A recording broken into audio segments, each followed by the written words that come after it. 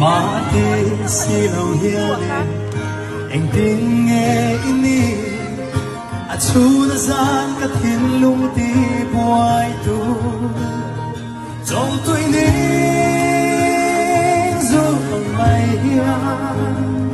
Ni tin đến cả rối chuyện thế Imit beng môi cả lầm hơi à Đi lâu lẹ nó biết kia nè Phá lên lung như thùng dù nghe Chúng khóa đủ để môi kia đi A want quy here rằng thế Tôi đã truy thăm phá lên lung mà hay Ê, lại biết à? Cả dòng tiếng lăng lưu Cả dĩ truyền sân phía ba Sự nan sẽ im bồi bên miếng cho ta Rồi tôi đi dù mày kia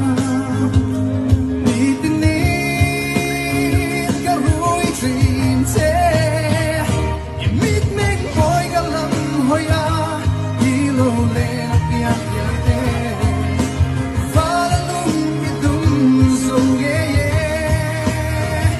Chỉ khóa đủ lên môi kia đi Hoàng quý kia làm thế